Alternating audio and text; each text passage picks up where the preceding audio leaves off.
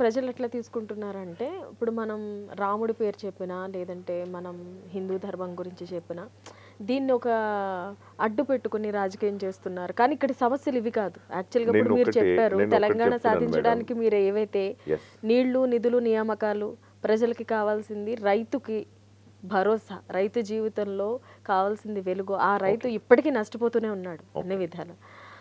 ఇప్పుడు దేశం అభివృద్ధి చెందుతున్నా, ఏం చెందుతున్నా అప్పుడు సగటు రైతుకి కావాల్సిన భరోసా గానీ ఏమీ అందడం లేదు. ఓకే. నిధులు ఏదైతే ప్యాకేజీలు ఇస్తున్నారో అది అండ్ నిరుద్యోగులు.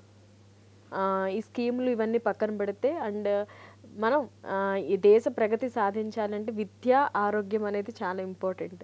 ఇవి 2 కూడా ఎక్స్‌పెన్స్ అయిపోయినాయి మనుషులు. లేదు మేడం, మీరన్నది దానితో పాటు సనాతన ధర్మం కూడా చాలా ఇంపార్టెంట్ అయినటువంటిది. ఈ దేశంలో ఉన్నటువంటి యువత హ్మ్. చెడుదారిన పోకుండా ఉండాలంటే దానికి సనాతన ధర్మం కావాలి. హ్మ్. ఇవాళ మన ఆచార వ్యవహారాలు మన సనాతన ధర్మాన్ని ఇవాళ ప్రపంచ దేశాలు అవలంబిస్తూ ఉన్నాయి. హ్మ్. సో అంటే నేను ఎందుకు సంస్కృతి సంప్రదాయాలను కాపాడుకోవాలి అని ఎందుకు చెప్తున్నానంటే, మన కట్టుబాట్లు, మన వేషాధారణలో మార్పులు ఉండకూడదు. హ్మ్. సో ఇప్పుడు నువ్వు ఒక మంచి నీట్‌గా ఒంటి నిండా ఒక చక్కటి శారీ కట్టుకొని ఒక చక్కటి తెలుగు అమ్మాయిలాగా చక్కటి మన కట్టుబాట్లను నువ్వు వ్యవహరించినప్పుడు నీ ఆలోచన విధానంలో కూడా చేంజ్ ఉంటుంది. హ్మ్. నువ్వు ఒక చదువుకునేటువంటి అమ్మాయి ఒక చక్కటి వస్త్రధారణతోటి నువ్వు కళాశాలకు వెళ్ళిందంటే ఆమె ఆలోచన విధానం డిఫరెంట్ ఉంటుంది. ఒక మంచి ఆలోచన వస్తూ ఉంటుంది. దాంతోపాటు ఎదురుగా ఉన్నటువంటి వ్యక్తులు కూడా ఆమె పట్ల ఒక గౌరవంతో ఉంటారు. సో అందుకోసం మేము సనాతన ధర్మం కావాలంటున్నాము.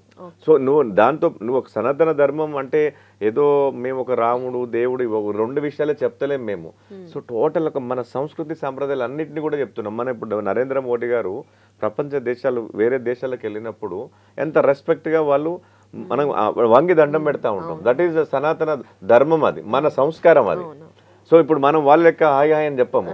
సో మనకి ఇచ్చినటువంటి అప్పుడు మీరు ఒక్కసారి చూడండి, 2 చేతులు జోడించి నమస్కారం అని చెప్పినప్పుడు అక్కడ ఉన్నటువంటి వ్యక్తులు కూడా ఒక ఆశ్చర్యకరంగా చూస్తూ ఉంటారు. వాళ్ళు కూడా సేమ్ టైం మనకు అంతే రెస్పెక్ట్ ఇస్తూ ఉంటారు. సో అది సనాతన ధర్మం.